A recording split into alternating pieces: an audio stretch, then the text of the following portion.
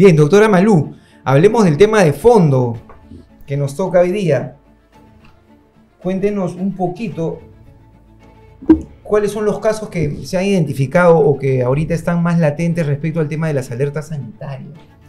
Mire, con estas dos alertas que ha habido, una en abril y otra hace 2 días, estamos hablando del 29 de octubre, que ha salido la alerta sanitaria respecto a metformina, nos trae el recuerdo inmediato de lo que pasó con el suero fisiológico, porque fue un caso bastante intenso.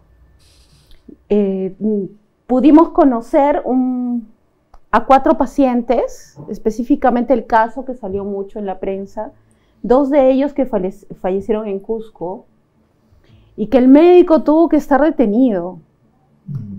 Más o menos la historia nace en que estos pacientes, después de una cirugía, presenten aparentes complicaciones de la misma cirugía y por lo tanto toman detenido en flagrancia al médico. Ya había la alerta, pero esa alerta tuvo un problema, no fue inmediata, no fue como debió ser. Ya en los primeros casos debió lanzarse la alerta y todas las instituciones y todos los médicos, que ese es un problema de comunicación que también se necesita, o que los pacientes esperamos que llegue las alertas a todos, se le colocó cloruro y presentó las complicaciones al punto que ambos pacientes fallecieron. El médico estuvo investigado por supuesta negligencia médica, porque ese es el titular de absolutamente cualquier problema que existe en el hospital, aunque digan que lo ha hecho otro profesional, negligencia médica. Lo cierto es que este médico estuvo privado de su libertad, cuestionado. Esta experiencia que sufre un médico que es detenido y tener que quedarse en carceleta debe marcar definitivamente sus emociones y sus sentimientos y la forma de ver la medicina de ahí en adelante. Es un golpe psicológico, definitivamente. Es muy fuerte. Aquí en Lima se vieron 2 casos de un niño, o sea, de una atención pediátrica que también falleció, y una señorita arquitecta, que lamentablemente después de un proceso de haber desfavorable termina falleciendo. Lo cierto es que se comentó mucho públicamente, tanto en las denuncias que se realizaron contra los médicos, el que los médicos los médicos pudieron. Siempre digo eso, en los casos de negligencias médicas, de imputaciones, todos son generales después de la batalla. Todos quieren decir el hubiera, debió hacer esto, pero no es lo que dicen las reglas de la profesión. Hay casos fortuitos en los que, ¿cómo vas a reaccionar? ¿No? Lo cierto es que las responsabilidades son distintas, ¿no? El médico tiene responsabilidades sobre su acto médico. Y la institución de salud, llámese que en términos estrictamente jurídicos es la IPRES, pero en realidad hablemos de hospitales, de instituciones de salud públicas o privadas, tienen otro tipo de responsabilidades. Y una de estas es proveer de todos los insumos, bienes,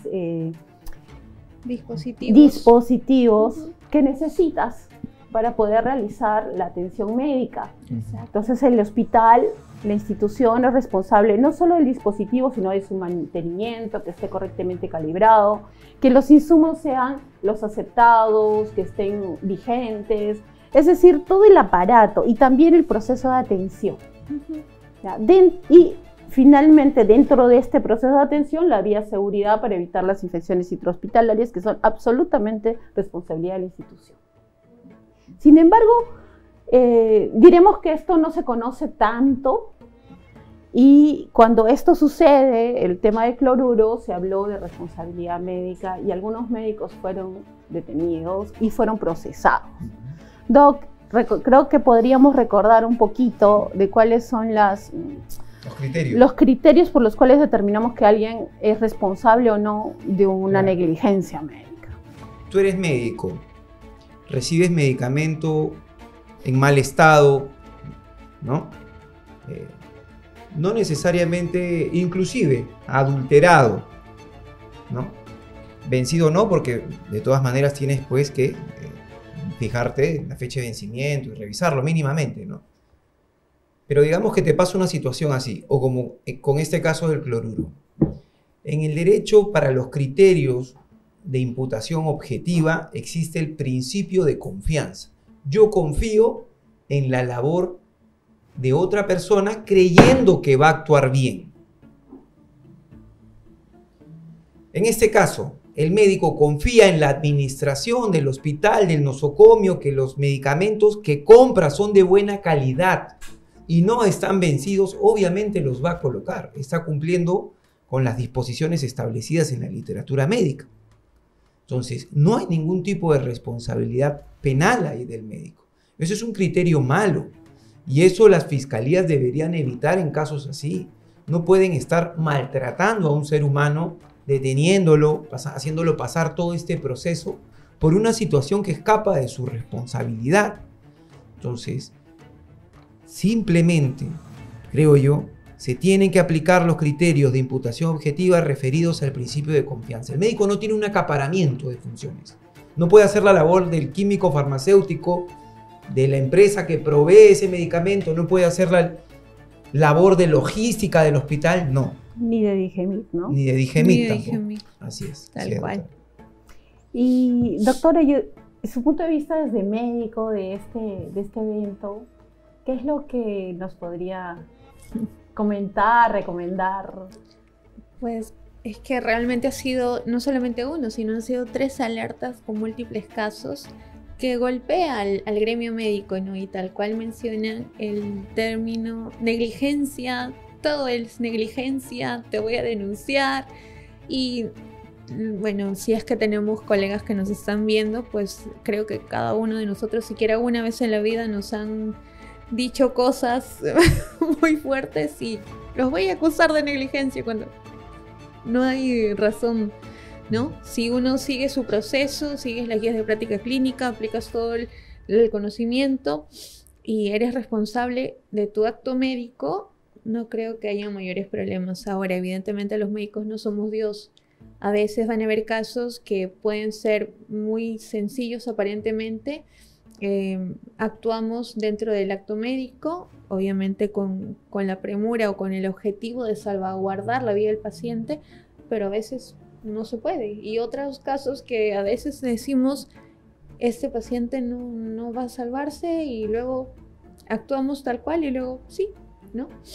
Pero en estos casos puntuales de estas alertas, y es muy penoso que al menos mis colegas, sobre todo en este caso el suero fisiológico, que fue muy sonado, hayan sido procesados, porque nosotros como médicos solamente tenemos que ver el tema del acto médico, no ver si es que sigue las BPM o las buenas prácticas de manufactura, si tienen o no cumplen con las acreditaciones o los registros sanitarios, entre otros. Lo que sí tenemos que hacer nosotros, y la responsabilidad es nuestro acto médico. Mientras actuemos éticamente, con el acto médico como tal, desde la anamnesis, desde que tenemos el contacto con el paciente, el diagnóstico correcto, el diagnóstico oportuno, el tratamiento precoz hasta la recuperación, de eso somos responsables, pero no de si un medicamento cumple o no, porque no está en nuestra área de injerencia. Ahora, lo que sí, si tenemos el conocimiento de que algún medicamento, algún dispositivo está en mal estado, etcétera, nuestra responsabilidad sí es notificarlo, ¿no? Notificar.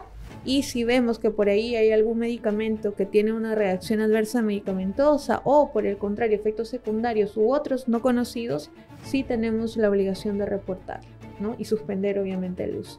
Cosa que sí han hecho los colegas que han estado en contacto con estos medicamentos. Sí, doctorita, y finalmente, como de lo que usted nos comentaba, siempre la precisión de que la responsabilidad médica no se basa en el resultado. Yo no califico la responsabilidad médica por si la persona recuperó la salud, sino es una responsabilidad de medios. ¿Y qué significa medios? Analizar todos aquellos signos y síntomas que observa en el paciente, actuar en consecuencia de ellos y tomar decisiones conforme la ciencia médica. Muchas veces, a veces nos preguntan, yo no he hecho, pero hay que también saber que uno puede cometer o ser responsable por hacer algo mal, por no hacerlo, es decir, por una conducta omisiva, o por hacerlo a destiempo. ¿Por qué? Porque si lo hacemos a destiempo estamos incrementando el riesgo y todo eso significa responsabilidad. Entonces lo que tenemos que hacer es hacerlo de forma oportuna y si hubieran decisiones que yo puedo tomar en el camino que no puedo realizarlas, por ejemplo, necesito una tomografía y no hay tomógrafo o está malogrado, en el caso. Eso no impide que nosotros lo pidamos. O sea, que en la historia clínica se advierta que pedimos eso y no hay.